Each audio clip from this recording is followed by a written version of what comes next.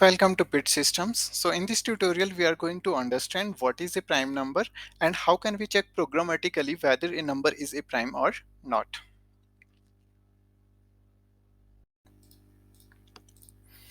In order to save some time, I have already created two classes, check prime simple approach and other one is check prime optimized approach. So simple approach is nothing but our brute force approach just to get our program working. And optimized approach is where we improve the efficiency of our program. So I'll go through both of these approaches one by one, and once we are done, I'll do time and space complexity analysis as well. So let's get started. First of all, let's understand the definition of a prime number. So as per definition, a number greater than 1 that is either divisible by 1 or itself, which means a number with exactly two factors. So the first thing is number should not be divisible by any other number except 1 or itself. So if it's divisible by any other number, that means number has more than two factors. For example, I have to check for 7. So as per definition, number greater than 1. So what I'll do, it's clear that number is obviously divisible by 1 and number is also divisible by itself as well. So what I have to check, if accept this number is divisible by any other number or not. I'll keep checking this number from 2 to less than number itself, 2 to 6. If this number is divisible by any of the number from 2 to less than the number, that means it has few other factors as well, and this number is not a prime number. So how will I do that? Firstly, I'll check if 7 is divisible by 2. If it gives me reminder as 0, so that means number is divisible, but 7 is not divisible by 2 because we'll get reminder 1. So number is not divisible by 2.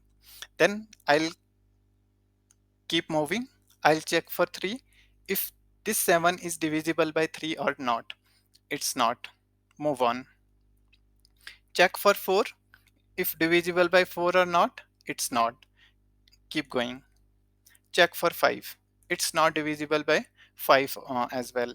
Check for 6. It's not divisible by 6 as well. So that means the 7 is not divisible by any other number from 2 to less than itself. So that means this is a prime number. Okay, let's take any other example. Let's take 8. It will be divisible by 1. It will be divisible by 8 for sure. So what I'll check, I'll keep checking from 2 to 7. Is 8 divisible by 2? Will it give us 0 reminder? Yes, it will. If it will give 0 reminder, that means it's not a prime number.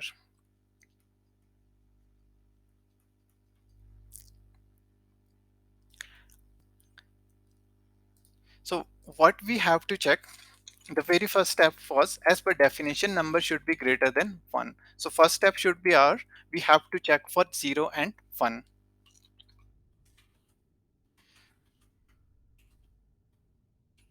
How will we check that?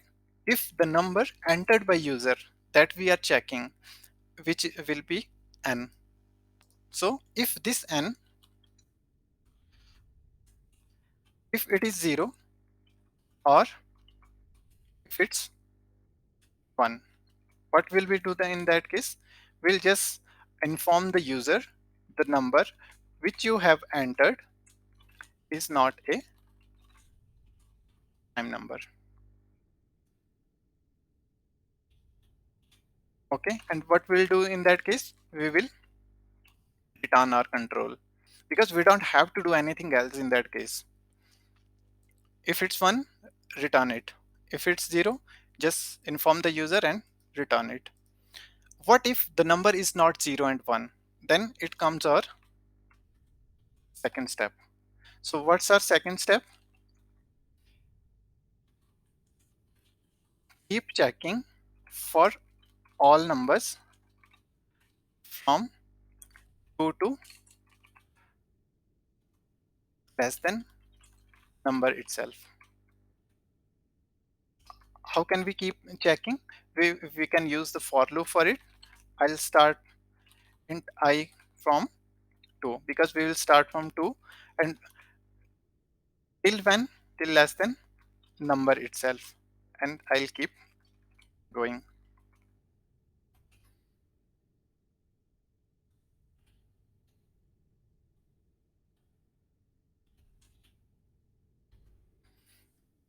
Okay, so what I have to do, I have to check if number entered by user is completely divisible by I.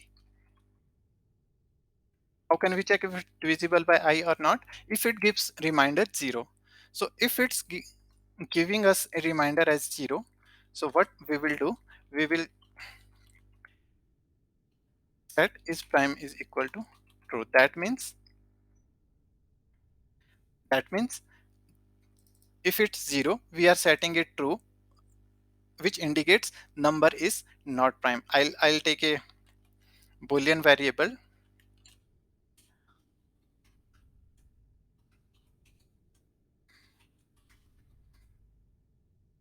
So this flag is by default false. So if it's divisible by 0, that means it's setting this value to true, and we have to do nothing. Wherever we are getting a number which is dividing our given number, we will just come out from the loop, and we are using the break statement for it. So if this is not the case, if this is not the case, so what will happen in that case? In that case, boolean value is by default false, and we are not going to touch it. If we are not going into this code block, so nothing is going to happen over there, and is prime value will remain false. And if is prime, which means if is prime is true, if this is true, this means it's completely divisible by 0, and what we will do, we will inform the user saying the given number is not a prime number. Else, if it is true, that means not a prime number. Else it's by default false, so that means we are not doing anything. That means given number is a prime number.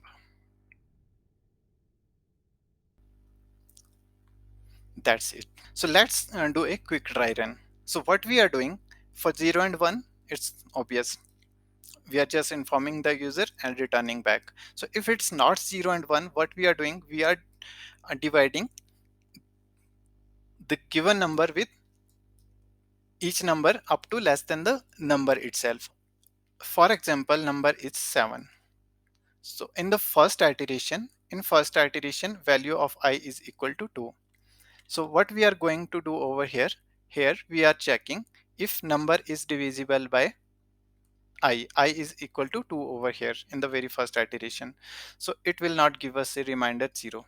We are checking if it's returning 0 or not over here. So if it's not returning 0, then what we are doing here, just keep incrementing. So loop will increment and value of I will become 3, from 2 to 3. So we'll go to the second iteration and we'll divide 7 by 3. It is not equal to 0. 7 is not equal to 0. Just keep going.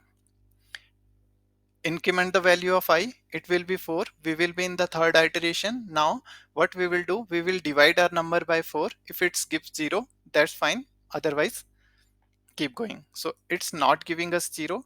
Keep going, and value of I will be incremented to 5, and we'll be in the fourth iteration.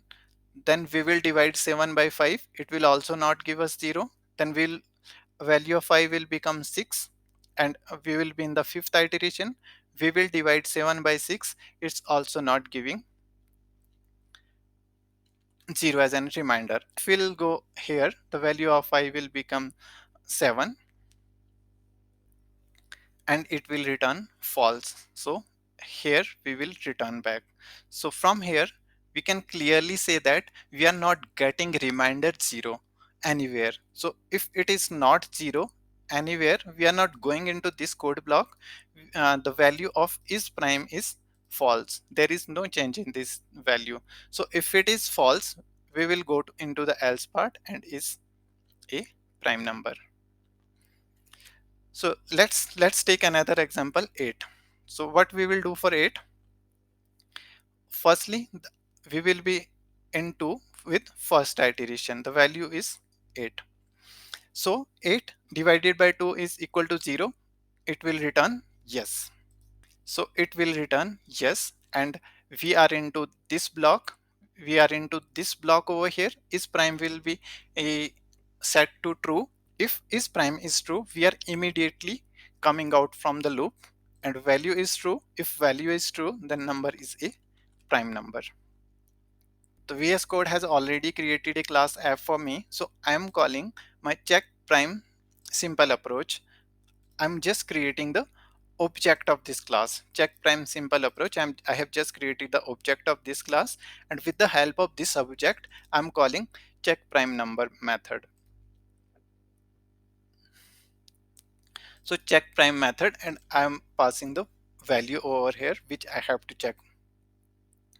So this is my approach. So what this n will be, I'm passing it over here. So I'll check for all these numbers one by one. So firstly, let's check for 7. 7 is a prime number. Let's check for 7.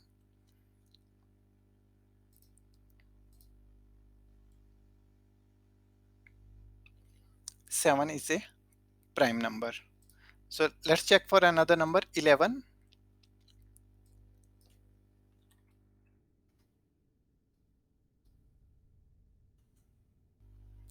11 is a prime number. So let's check for 19. It's also a prime number.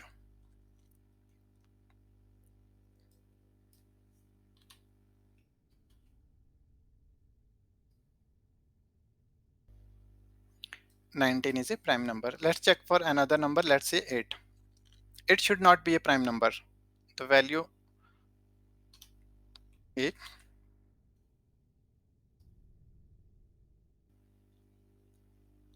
8 is not a prime number. And let's check for one more value. Let's say just keep it 25.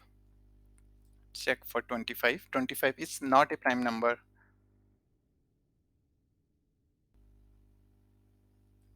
25 is not a prime number. So this is our very simple approach, where what we are doing, we are going from 2 to less than a number. So how many iterations will be there? There will be n number of iteration. N number of iteration means then 1 means just one iteration less than the actual number. So it is so that numbers can be ignored. So what will be the time complexity over here? This is our very simple approach. So where we are traversing from 2 up to the number, so less than a number. So less than a number is can be ignored, one number can be ignored. So that means we are having n iterations over here. So n iterations means we will have a time complexity as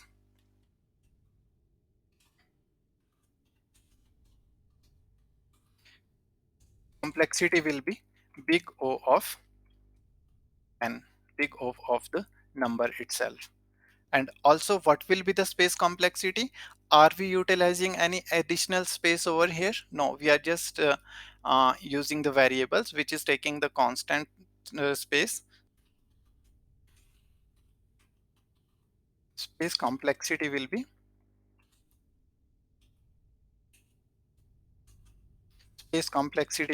big O of 1.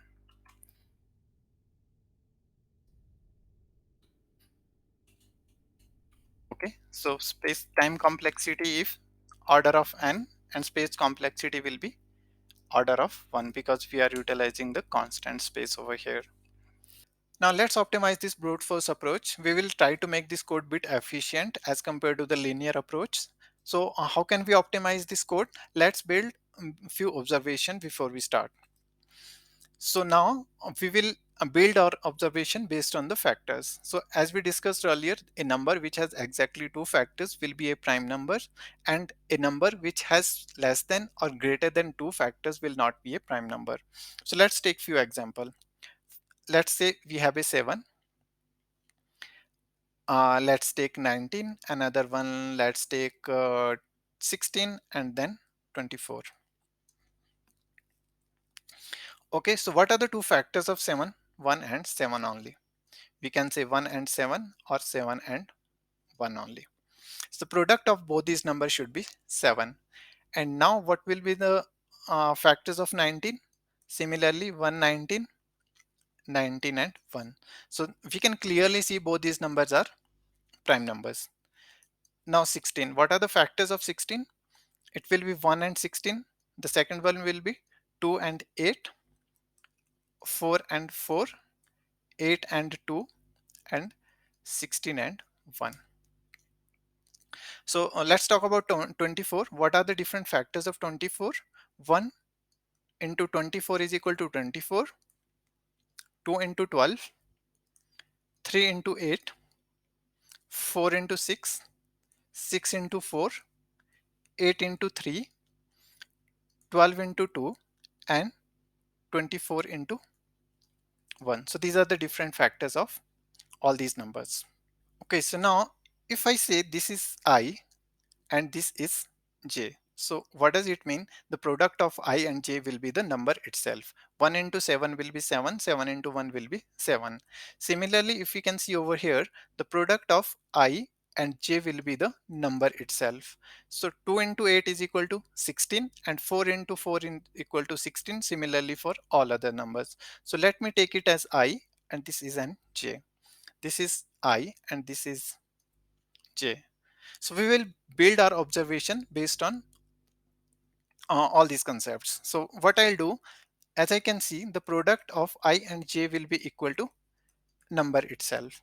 So if I get the value of j from here, what it will be? It will be n by I. So I'm just getting the value of j from here, and I will go to this side and it will be n by I. So now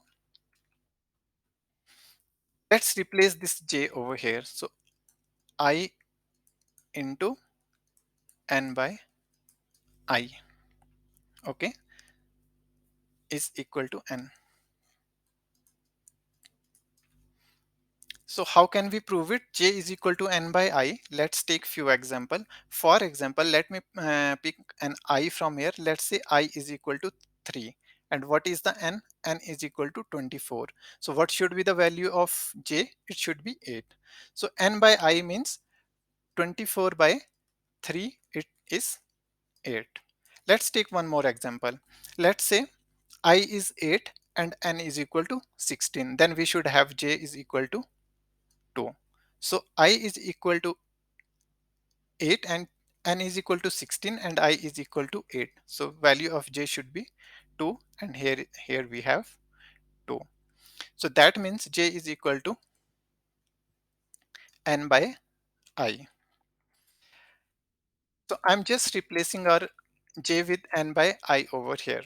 So now if you can see over here, from here up to here, at a certain point our factors are repeating: 6 4 4 6, 8 3 3 8, 12 2 2 12.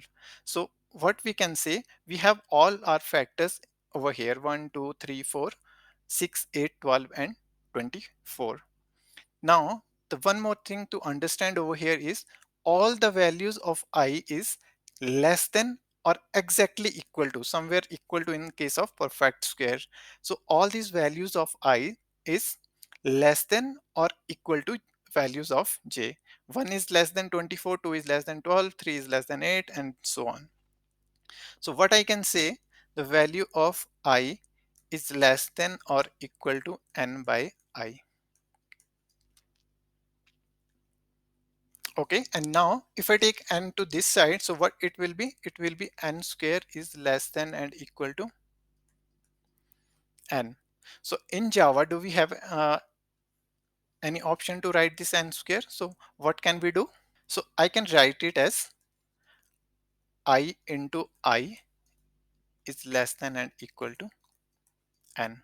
So this is our mathematical formula that we will use to optimize our brute force approach for a prime number. So just remember this formula. Let's switch over to VS Code, and what will be our first step? We are checking based on our factors. If factors are 2, it's a prime number. If factors are more than 2, the number is not a prime number. So what will be my first step? I'll declare a variable factors, and I'll initialize it with 0. And my next step will be I'll check all the numbers I. So I'll start from 1, and I into I is less than or exactly equal to n. So this is my formula which we have derived over here. And I'll keep incrementing my loop. So what I will do now, I'll keep dividing all the numbers. Similarly, we did in the brute force approach. If my number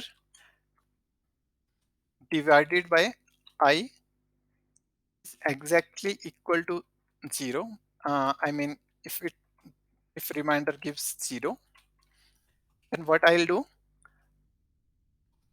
I will increase my factors. Factors will be equal to factor plus 2. What does it mean? This means factors is equal to factors plus 2. Why I am taking it 2? Because if we have these two numbers, then I am increasing the factor by 2. For example, over here we have two numbers 1 and 7, or 7 and 1, whatever it is. So I'll increase my factor by 2. Initially it was 0, here it goes 1, and here it goes second plus 2, and it will become 2. But in case of perfect square, what will we do? So this is a single number over here. So here I cannot increase my factor by 2. So what I'll do, I'll put a check over here. If my I is exactly equal to j, and I don't have any j variable over here, so what I'll do, exactly equal to j means, so where do we have j here? J is equal to n by I. So what I'll do, my I is n by I. If both these numbers are same, then what I'll do, factors will be factors plus 1. In that case, I'm not going to increase it by 2 because I don't have two different numbers. I have the same number at both the sides. So I can't increase it by 2. So here we have got all the factors. So this means factors is equal to factor plus 1. I'm going to add 1 into the factor. So this will be plus 1. So this piece of code is for perfect square, where we will have both the factors with the same number. So this is done. So we have found all the factors of any particular number. So what we will do, we will check if the count of this factor is greater than 2 or less than 2, that will not be a prime number. But if the factors are exactly equal to 2, then that number will be a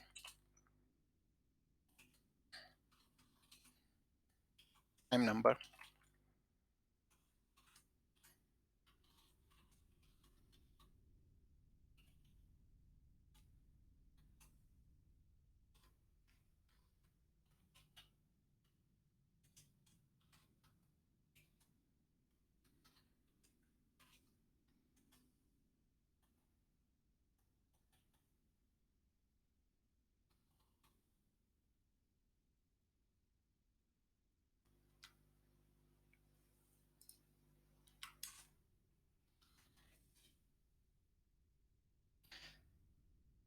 Okay, so code is almost done. Let's do a quick dry run.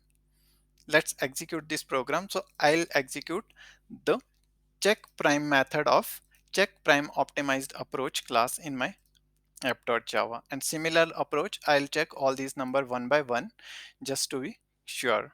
So now let me comment this line because it was for our brute force approach. And now let me uncheck this line over here. So the first number is 25. 25 should not be a prime number. So let's see it. 25 is not a prime number. Let's take another number. Let's take 19. So if user wants to check if 19 is a prime or not, so I'll just update the n over here and 19 is a prime number. Similarly, you can check for all other numbers. This should work. And what we have done over here, different as compared to the brute force approach, this formula which we have derived from here, because it will keep our time complexity as